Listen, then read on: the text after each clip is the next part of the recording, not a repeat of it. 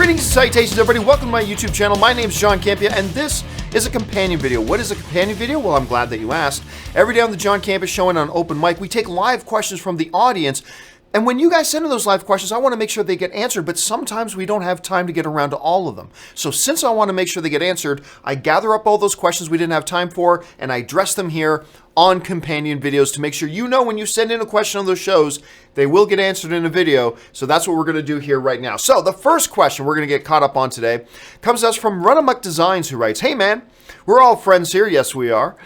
From my perspective, crank the AC whenever you want, bro. Just because you're sweaty doesn't mean you have to be sweaty. Okay, so what Run Amok is talking about is, you know, I live in Burbank, California, which is in the San Fernando Valley, right beside Hollywood in Los Angeles. It gets hot here in the summer months, man. Really hot. Like, there was one day, like, got up to 114 outside. Like, it was just crazy. And my studio is in a little spare bedroom in my place. That's where I do all my stuff, is in here. And I like to keep the AC off when I'm recording a show because it creates this running noise in the background that I would rather you guys not have to hear, because I want you to have the best sound possible. Sometimes, though, I've been doing shows where, like, halfway through the show, it's like, guys, I can't take it anymore. It's so hot in here. I got to turn the AC on anyway. So then I turn on the AC, and you can hear it in the background. It's a little bit annoying, but it's the only way I can get through the show. So Run Amok is saying it's totally fine for me to do that. So I appreciate that, Run Amok Design. I really do. It's very thoughtful of you. Hopefully I won't have to do that on today's show.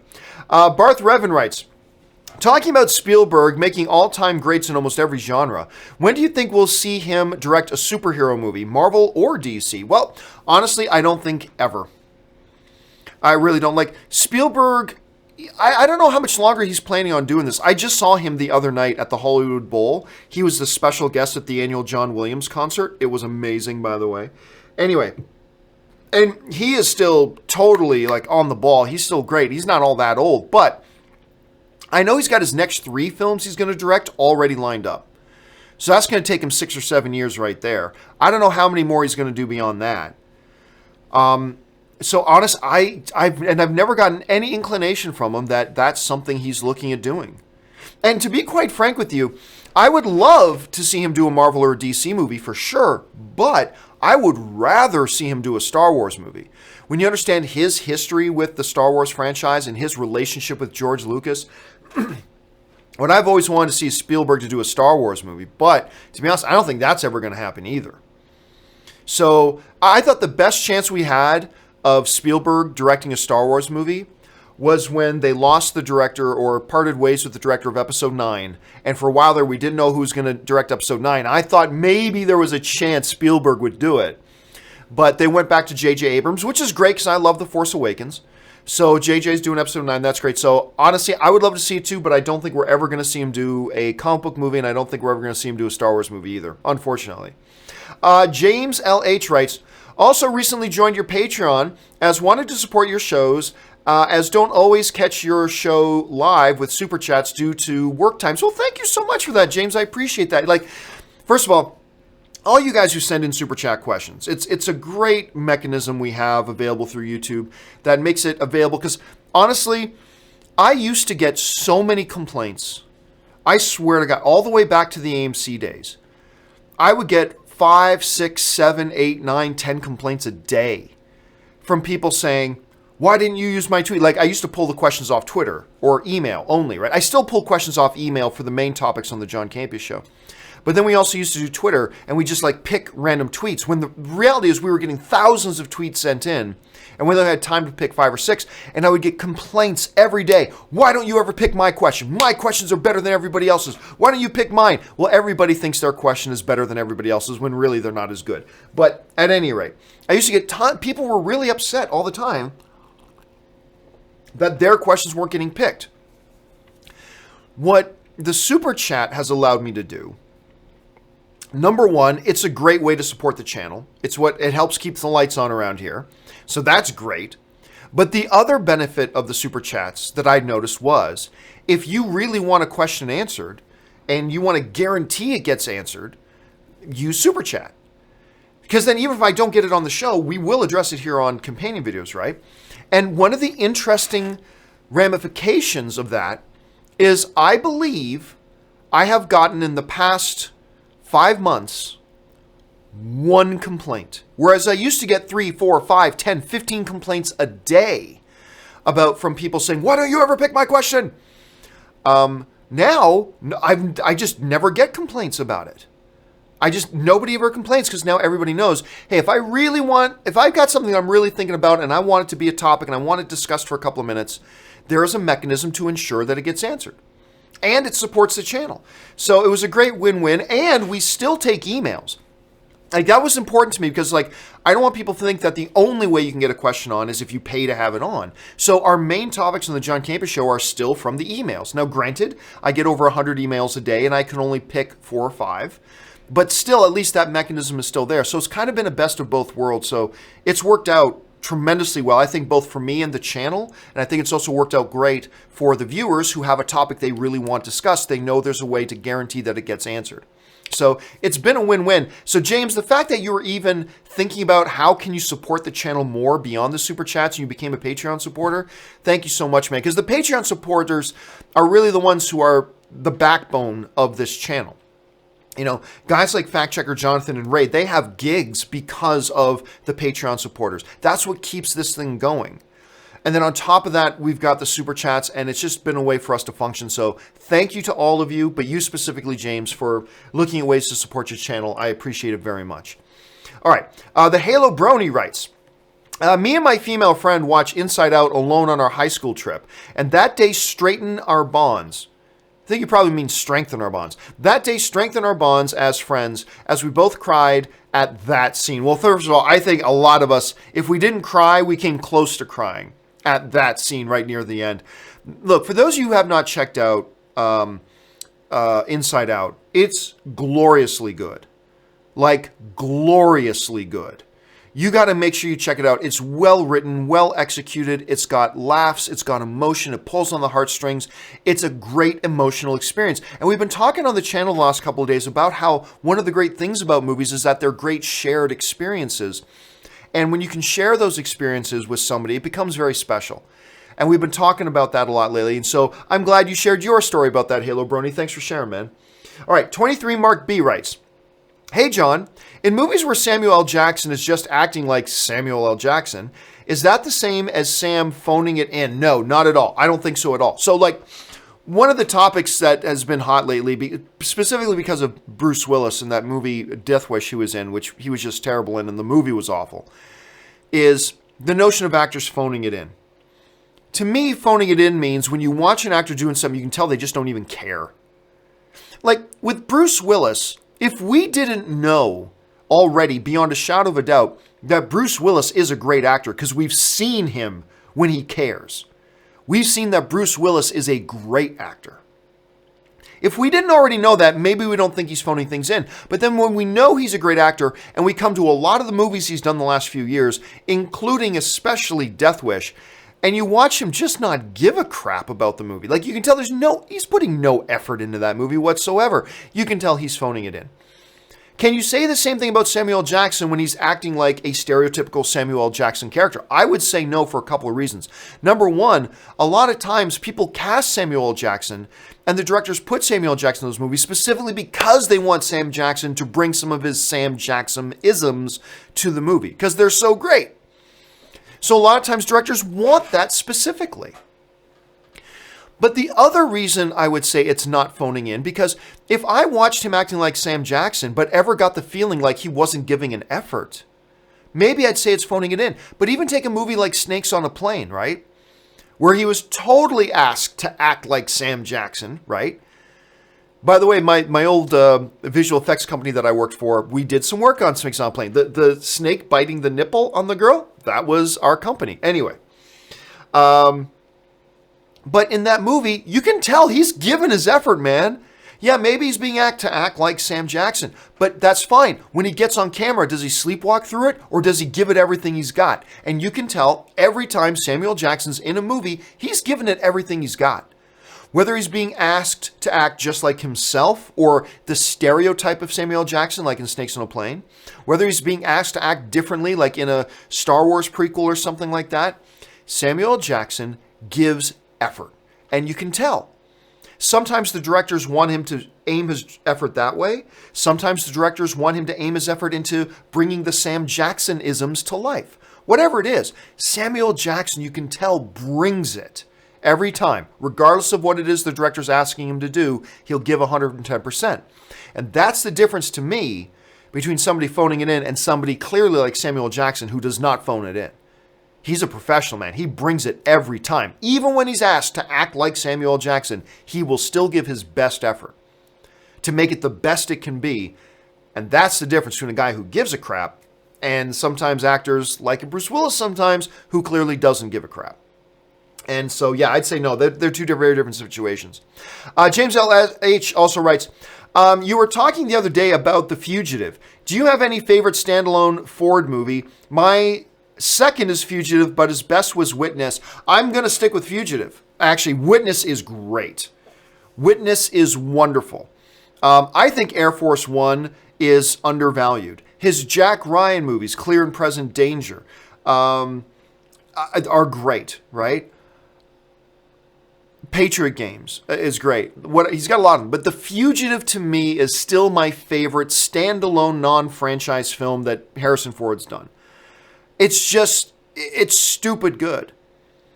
And I highly encourage, and it's great, it's exciting, it's a thriller, it's awesome. If any of you have not seen The Fugitive, but also, I mean, if you haven't seen Witness, damn right, you should watch Witness too. But for me, it's still Fugitive, so I'm going to stick with that one. So good. One of my absolute favorite, why am I freezing on the name of his co-star? He got nominated, he got nominated for an Academy Award for the movie too. Tommy Lee Jones. Why was I freezing on Tommy Lee Jones' name? Anyway, Tommy Lee Jones, I believe he got an Academy Award nomination for that. I think. I could be wrong for Best Supporting Actor. But he's absolutely fantastic in it. Cella Ward's fantastic in it. It's just great film. Make sure you check it out. Okay, let's move on here. Walden writes, hey, John, I watched Hook the other day. Awesome. I watched Hook the other day with my 8-year-old son for his first time, and he loved it. Bangarang. You know what? I've said it before. I will say it again. Hook is one of those films that not everybody loves that I don't get why not everybody loves it. I think it's terrific. Mr. Smee. Anyway, that movie is great. Bangarang, Rufio, the whole bit. Love that movie. I'm glad you had a chance to share with your kid, and I'm glad your kid liked it, and I'm glad you like it, and I'm glad to know I'm not alone in the universe as being one of the people who loves Hook. All right, let's move on here. Jeremy Sneed writes, I'm upset. I wasted an A-list reservation on Mile 22 so bad. Mile 22 was so bad. Mile 22 was so bad. And, you know, one of the things I mentioned is, one of the things that really makes it even more disappointing for me is the fact that my expectations were so high because Peter Berg and Mark Wahlberg, they've put out 3 amazing films in a row together. Lone Survivor, Deepwater Horizon, Patriot Day. All 3 of those films, primo. Awesome movies. All great movies. And so now we're moving to an action sort of set. You got a guy from The Raid in there. But oh my God, this is going to be awesome. Horrible movie. Just horrible. And the fact that it's coming from guys who make such good movies together, it added to my disappointment. But hey, Jeremy, look, it would have been worse if you wasted $15 on a movie ticket, right? At least you got to see it for free with your movie pass, right? Or with your A-list. So at least there's that. It could have been worse. You could have paid $15 for it. All right. Garcia RS writes, any movies that you feel got saved by the side character? For me, it's Korg in Thor Ragnarok. Whenever I thought the movie was bad, Korg made me laugh hard. Honestly, no. I mean, look, there are some movies that have secondary characters. Like, let's even look at Thor Ragnarok, right? Valkyrie is a supporting character. But Korg is a side character. You know, side characters in the movie 5-10 minutes and then they're gone. Korg is not in the movie very much. There have been supporting characters that have really made movies for me. It doesn't happen often, but sometimes it does. So there are definitely supporting characters, but side characters, I don't know. I don't really think if Thor Ragnarok was a bad movie, Korg doing 5 or 10 minutes of stuff isn't going to turn a bad movie into a good movie. At least for me. Like, clearly it did for you, but for me, it wouldn't have done that. Like, fortunately, I loved Thor Ragnarok as a whole anyway, and I certainly loved Korg. Another day, another Doug. Anyway, I love Korg in that movie completely, but had I not liked the rest of the movie, I don't think 5 or 10 minutes of Korg would change my overall perception of that 2-hour and 15-minute movie. You know what I mean? So, for me, no, I can't think of any little side characters that have ever changed my overall opinion of a film, to be honest with you. But that's just me. I do love Korg, though, man. He's such a great character. Recrues writes, yeah, John, heard about the Krypton show, but assumed it was in the TV series universe. It's not. But if it's connected to the DCU, I'll check it out. Thanks. Nope, it's not connected to the DCU. The show Krypton, which is on, I believe, Sci-Fi, just started this past year, just had its first season. I was not enthusiastic about it, but I gotta say it's pretty good. It focuses on Superman's grandfather when he was a young man.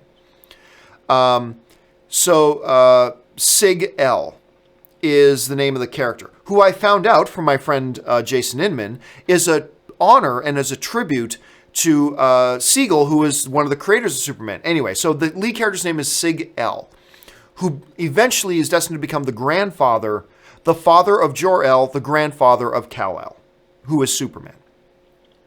And it takes place on Krypton when Brainiac was threatening Krypton, long before the destruction of Krypton. It's a solid little show. It wasn't my favorite new superhero show of the year. Like, I did like it more than Cloak and Dagger. I didn't like Cloak and Dagger. But it's better than Cloak and Dagger. Not quite as good as Black Lightning. I think Black Lightning was the best new superhero show of the year. Then again, there was also Runaways. Runaways might be my favorite. And then there was The Gifted. Gifted might be my favorite. I'll stick with Black Lightning for now. But it's up there. It's a quality show.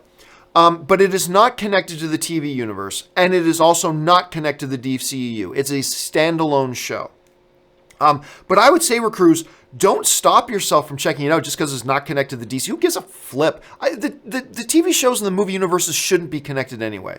That just ties their hands creatively. I would say do not be discouraged about checking out the show just because it's not connected to the DCU. If anything, that's a good thing. So check it out. Look, that doesn't mean the show will be for you. Maybe it won't be like, not everybody's going to like Krypton, not at all. And maybe you won't. But don't be turned off just because it's not connected to DCU. Give it a shot. I did, and I'm really glad that I did. Roy L. writes, Top Secret of Val Kilmer. See, so many times when spoof movies come up, and this just came up the other day, I'll go, oh man, one of my favorites ones is that one with Val Kilmer, and I always freeze on the name of it. It's Top Secret. Latrine! I love it might be my favorite spoof film of all time. Now, there's Hot Shots Part 2, there's Spaceballs. Spaceballs might actually be my favorite spoof film. But I don't know, but Top Secret ranks right up there. Shop at Macy's and love me tonight. Anyway. Love that movie. But yes, Top Secret. I'm constantly freezing on it, and I guarantee you the next time it comes up, I'm going to freeze on it again. I don't know why. Always freeze on the name of that show. Always freeze on the name. That and Adrian Brody. I always freeze on Adrian Brody's name. I don't know why. Whenever I'm talking about a movie topic and Adrian Brody's would come up, and the actor, and then I freeze on it. Whatever. But thank you, Roy. Yes, it is Top Secret. Roger Green writes, saw a horror sci-fi film from the early 90s. There was an alien on a hangar deck with guts hanging out, connected to a dead crew member. Any ideas?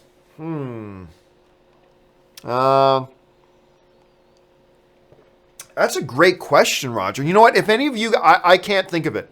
I can't think of it. If any of you guys are listening to Roger's question and you've got an idea about what movie he's talking about, jump into the comment section and leave your thoughts. Help Roger and me out. What's the name of that movie where that happens? Ben Kenobi writes, did you know Carrie F. and George L., I guess you mean Carrie Fisher and George Lucas, cameoed in Hook? I knew Carrie Fisher did. But it's funny you bring that up because just the other day somebody mentioned that George Lucas cameoed in it. I had no idea. I knew Carrie Fisher did. I had no idea that George Lucas did. And you're the second person in like a week to bring that up. And I still don't know where in the movie he is. But I'd be fascinated to check that out. Carrie Fisher is just in a little uncredited quick cameo. George Lucas, I'm going to guess is the same thing. Maybe he's dressed as a pirate or something. I don't know. But you are the second person this week to mention that to me, Ben. So now I got to find. But guys, where is he in the movie? Because even I don't know. I love Hook, and I have no idea where he is. Please jump in the comment section and help me out. Where does he come up in the movie? All right. Zach Losell writes, X-Men Easy Fix. The public never thought anything different when witnessing mutants because of the existence of other heroes with powers in the world. Nah, that doesn't work, Zach. Because look, it depends on how straight they want to try to play it with the X-Men universe. The fact of the matter is, mutants have been around a long time. For decades. And the fact there haven't been many superheroes in the world in decades. Right? This is a new phenomena. Superpowered beings is a new phenomena. Like a couple have been around historically, but the public didn't know about them. If there were mutants, like 10 mutants in every city, blah, blah, blah, the whole thing about X-Men is that it's the whole heartbeat of what X-Men is about is that the world hates mutants. They are massively, I mean, the whole X-Men thing was a giant, was just giantly symbolic, and it was symbolism and an allegory of what was going on in society with race and all that kind of things and segregation and all that kind of nonsense. It was a response to that. But the whole heartbeat of the X-Men is that the X-Men are a group of heroes who fight for a world that hates and fears them. To take that out of it is to take out the heart of what the whole idea of X-Men is. To take out the idea that, oh no, the world just sees them and just it's fine. There's no problem with it. That's the whole underlying narrative heartbeat of what X-Men's about. The world hates mutants. So that I would propose to you, Zach, I appreciate you trying to think outside the box. That's what we need to do here. But I'm going to disagree with your assertion here because that completely guts what the X-Men is. To say that the world, first of all, because there weren't many superpowered beings running around, that it just becomes normal. But on top of that, to say that, the world just doesn't mind them. What? That's the entire underlying narrative of what X-Men is. So I would say that's not an answer. That's not an answer at all, in my opinion. But again, you're thinking outside the box, which is what we got to do here. So you're doing exactly what we need to do. Believe me, I've come up with about 10 theories that make no sense. I just don't think this one of yours particularly, I don't think that one holds water either. It's going to be interesting to see how they do work that out. I'm not even sure that Kevin Feige's given it any thought yet, but we'll have to wait and see. We're a couple of years away from finding out. John Harrison writes, is episode 9 going to be all-out war? I certainly hope not. I mean, that sounds cool and everything, but that makes for a very boring movie. So no, episode 9 is not, in the same way that Return of the Jedi, in my opinion, the greatest Star Wars movie is Return of the Jedi, was not, there's a lot of battle going on, but it's not a movie of just all-out war. The whole idea is just war from start to finish. That's great for a YouTube video. It makes for a mentally exhausting and ineffective movie. So I really hope it's not going to be. So I'm gonna guess no. I'm gonna guess no. Stuart Owen writes, is Regal coming out with a subscription pass like AMC A-List? I have to assume they are.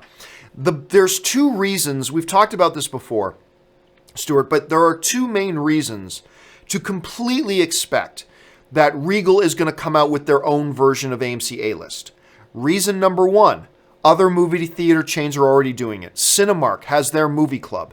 AMC has A-List. They're both having tremendous success with it, right?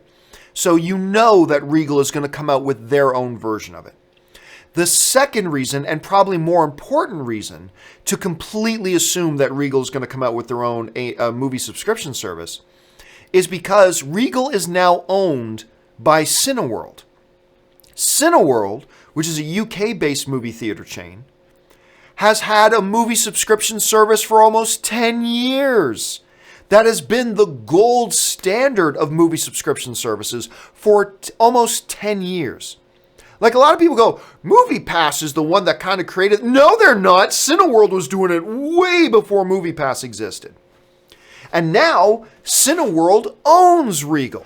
So for those two reasons, we should 100% expect that Regal's going to have their own movie subscription service here pretty soon, because the other major chains are doing it. But even if that wasn't the case, they're owned by Cineworld, and Cineworld's the the founder, if you will. They're one of the guys who like blazed the trail for this whole thing. They are the ones who blazed the trail for this whole movie subscription craze. So absolutely Regal will come out with theirs. When? How? What's it going to look like? No idea. But 100%, I would put $1 million on the fact that Regal will come out with their own version of it sooner rather than later. William Everall writes, when are you going to tell us your news? You told some of us on Patreon, but took it down. Yeah, because that was a private conversation. It sucks that not all the Patreon supporters could be there when I did it, but there's sensitive information in that, so it was meant to be a one-time live thing. I'm not going to leave a video of that up floating around. So I took that video down. I can tell you this, soon. There is no announcement to make just yet. I filled in my Patreon supporters about what was kind of coming together. As soon as it becomes official, which will be positively or negatively, it'll be official in the next couple of days, one way or the other. And if it turns out positive, I will tell you guys what the news is. If it doesn't work out, I will tell you what it was going to be. So I will tell you what it was, but you just got to give me a couple more days, William. Ben Rayner writes, what happened to Chronicle 2? Oh, man. What didn't happen to Chronicle 2? So hold on a second here.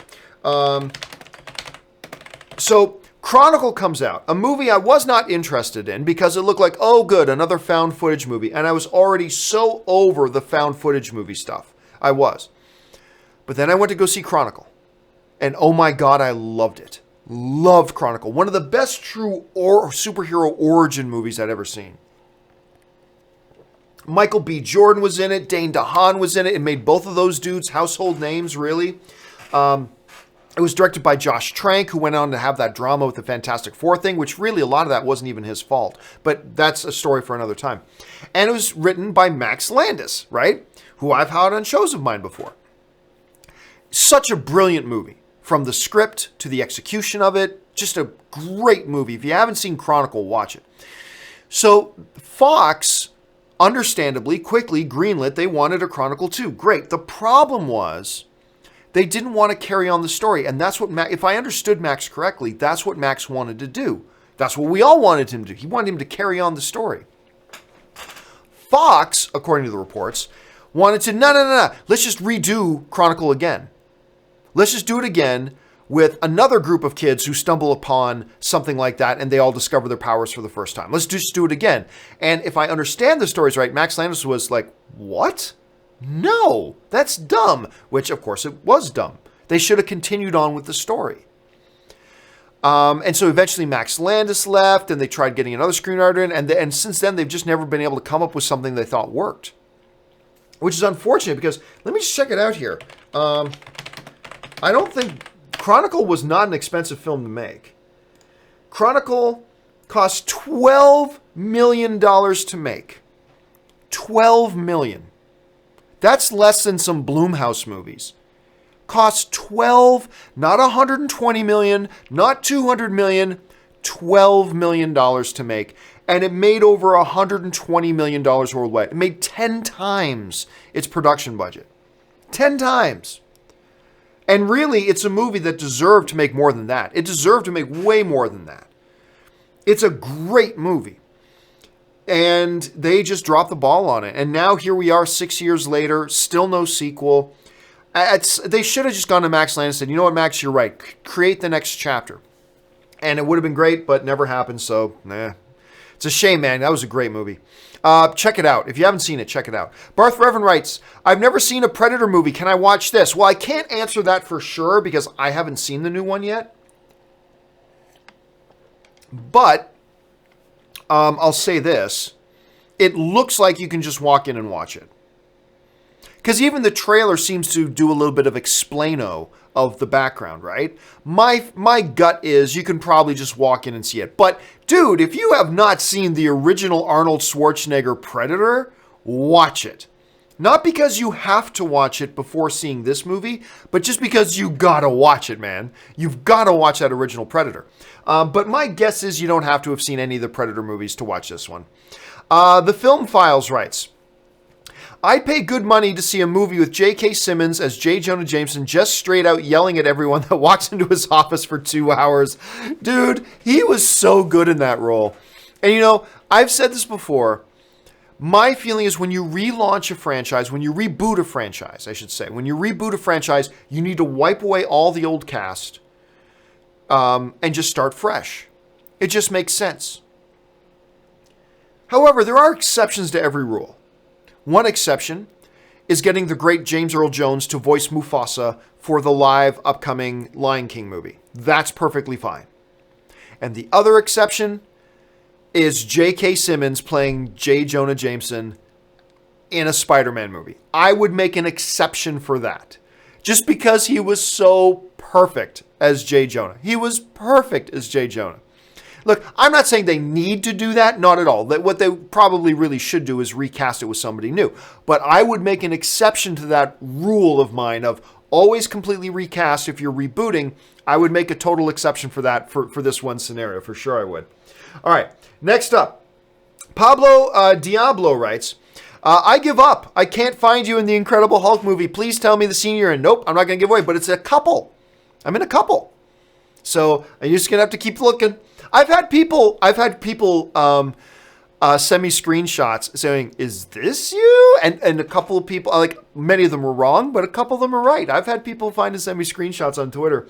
But I'm in there. Taki75 writes, it's hard though. It's not a blatantly obvious one. It's hard, but I'm there. Taki75 writes, seen the theory about Thor, Loki, Hela, and Ancient One in Avengers 4? Evidence is intriguing. First of all, none of these theory videos are evidence. They're all speculation and twists. Like, it's kind of skewing the information to try to make it look like a certain thing. It's not evidence. But no, I have not seen this one. That's another one I haven't seen. So somebody was asking me the other day about failure being the greatest teacher. I didn't see that video. I haven't seen this one either. So no, I can't talk about it because I haven't seen it. Next one comes us from A. Spectre, who writes, I appreciate your views on the James Bond Idris Elba casting possibility.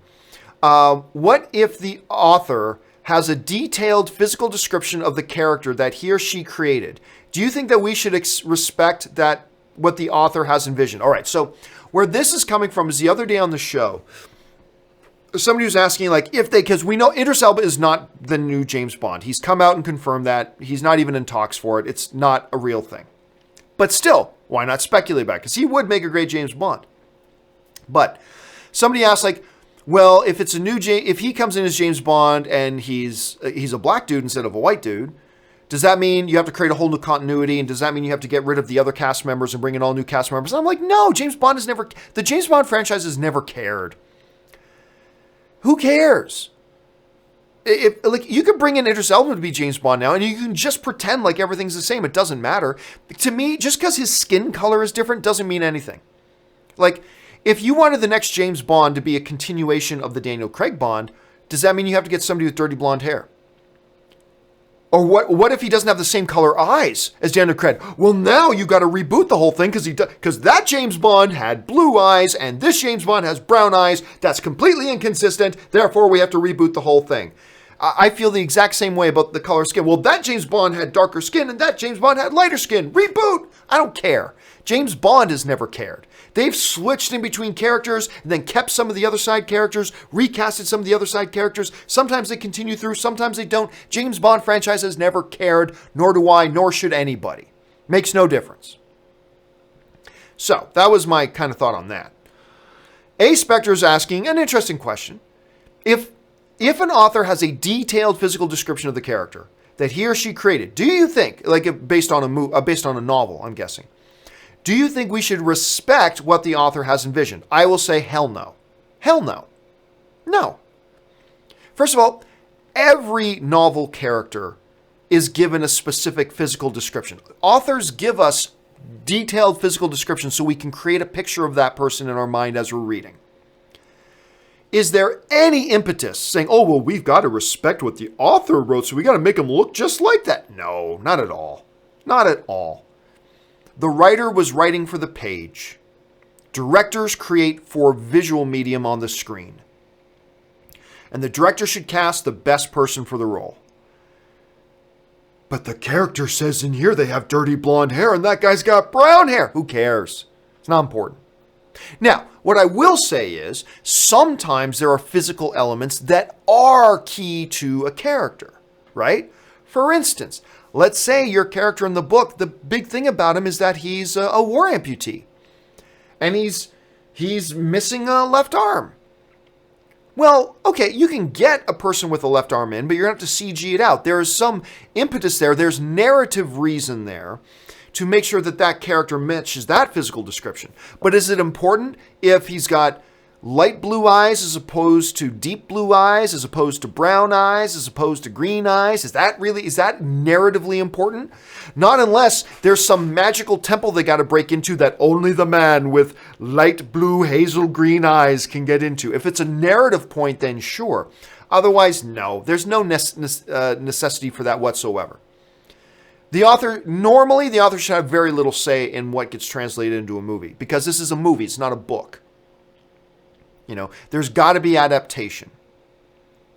And the first priority should be somebody who can embody and embolden and physically express that character without worrying about, is it the right length hair? Is it the right color eyes?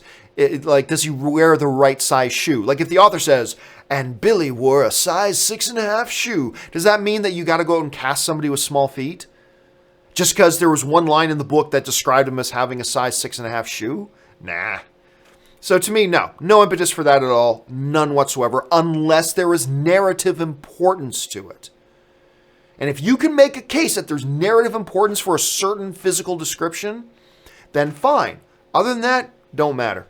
Don't matter whatsoever. At least that's my opinion. All right, guys, that will do it. We are now all caught up with the questions here for the companion videos. Thank you so much for joining here, guys. Don't forget, tomorrow on Monday, the John Campea Show returns in the morning at 9 a.m. Pacific Standard Time. That's 12 p.m.